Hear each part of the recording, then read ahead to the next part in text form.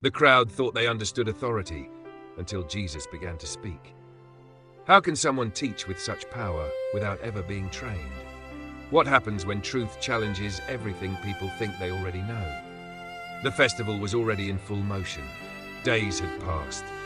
The city was alive with tradition, ritual, and expectation. People had come from all directions, carrying their stories, their questions, their hopes, and somewhere in the middle of all that movement, Jesus stepped forward.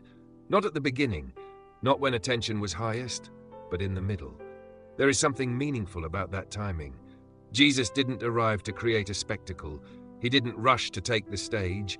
He entered quietly, and then, when the moment was right, he began to teach. And immediately, people noticed. Not just because he was speaking, but because of how he spoke. There was authority in his voice, clarity in his words, depth in his understanding. The people were amazed. They asked, "How does this man have such learning when he has never been taught?" It was a question filled with confusion and curiosity. Because in their world, authority came from training. Knowledge came from recognized teachers. Influence came from established systems. But Jesus didn't fit into any of that. He didn't come through their schools. He didn't follow their paths. And yet, he spoke with a wisdom that went beyond all of it. This moment challenges one of the deepest assumptions we carry. We often believe that truth must come from familiar places. We trust what is certified. We listen to what is approved. We follow what is recognized. But Jesus shows us that truth is not limited by human systems. Real wisdom doesn't always come from expected sources. Sometimes it comes in ways that disrupt what we are comfortable with. Jesus responds to their question in a way that reveals something profound. He says, "My teaching is not my own. It comes from the one who sent me." In that single sentence, everything shifts. Jesus is not claiming personal brilliance. He is pointing to divine authority. He is not trying to impress. He is revealing connection. And this is where the message becomes deeply personal, because it invites us to consider the source of what we believe. Where does truth come from in your life? Is it shaped by culture, by opinion, by convenience? Or is it rooted in something deeper, something eternal? Jesus makes it clear that his words are not random. They are aligned with the will of God. And then he says something that cuts straight to the heart. Anyone who chooses to do the will of God will find out whether my teaching comes from God or whether I speak on my own. Did you catch that? Understanding doesn't come first. Obedience does. We often think we need to fully understand before we follow. We wait until everything makes sense. We delay action until we feel certain. But Jesus flips that idea. He shows us that clarity often comes after obedience, not before. There is a kind of knowing that only comes through experience, a kind of truth that reveals itself when we step forward in faith. And that is uncomfortable, because it requires trust, it requires humility, it requires letting go of control. But it also opens the door to something deeper than intellectual agreement. It leads to transformation. Jesus continues, exposing another layer of human nature. He says that those who speak on their own seek their own glory, but the one who seeks the glory of the one who sent him is true. This is a powerful distinction. It's not just about what is said, it's about why it is said. Motivation matters. Intention matters. We live in a world where voices are everywhere. Everyone has something to say. Everyone wants to be heard. But not every voice is rooted in truth. Some speak to gain attention. Some speak to build influence. Some speak to elevate themselves. But Jesus speaks to glorify the Father. And that changes everything. Because when the focus is not on self, truth becomes clearer. There is less distortion, less agenda, less manipulation. Just honesty, just purpose, just alignment. This challenges us to look inward. Why do we speak? Why do we act? Why do we pursue what we pursue? Is it for recognition, for approval, for control? Or is it aligned with something greater than ourselves? Jesus then brings up a point that seems at first unrelated, but it reveals a deeper issue. He reminds them of the law of Moses. He points out that they practice circumcision even on the Sabbath because it comes from the law. And then he asks a question that exposes their inconsistency. If a boy can be circumcised on the Sabbath so that the law of Moses may not be broken, why are you angry with me for healing a man's whole body on the Sabbath? This is where everything becomes very real. The issue was never just about the law. It was about interpretation. It was about perspective. It was about what people chose to value. They were willing to make exceptions when it suited their understanding.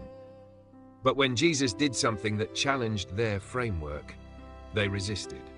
Isn't that something we still do today? We hold tightly to certain rules, certain ideas, certain beliefs, and we defend them until something challenges us.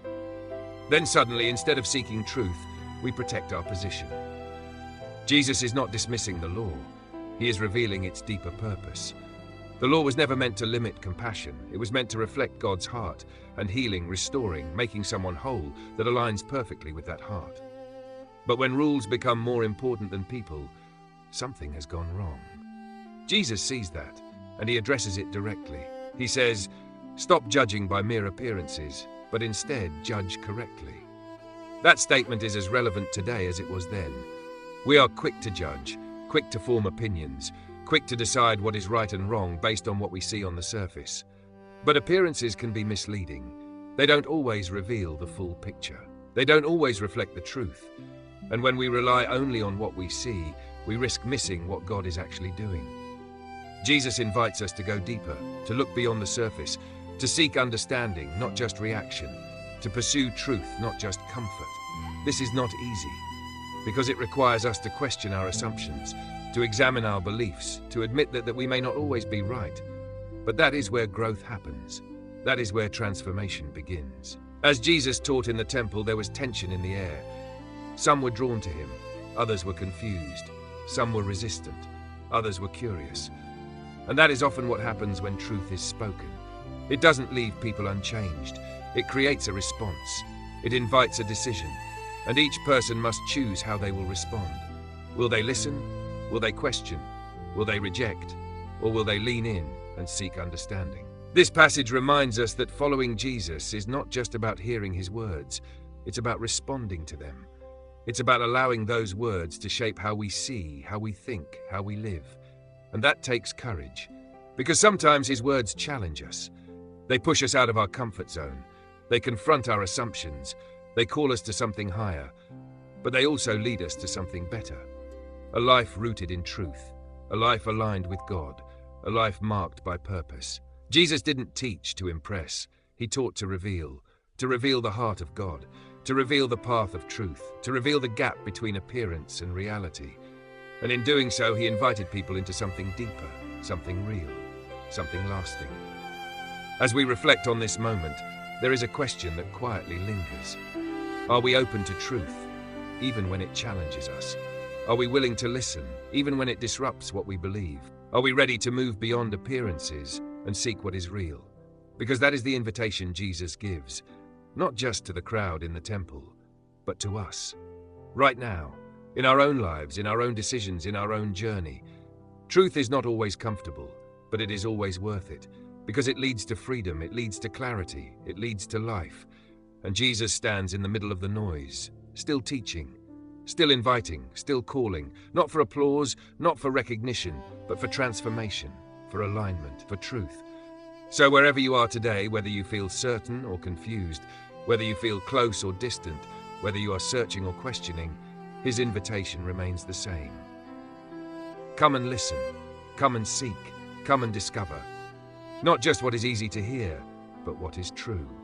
And let that truth shape your life in ways you never expected.